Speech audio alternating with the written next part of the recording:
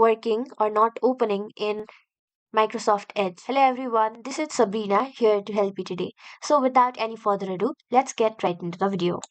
So first, launch your Microsoft Edge application or the browser. After that, tap on this three dot line from your top right corner. Now, go to settings. After that, go to cookies and site permission. Now scroll down until you find PDF option. Then go to PDF document and then open toggle this PDF view settings on.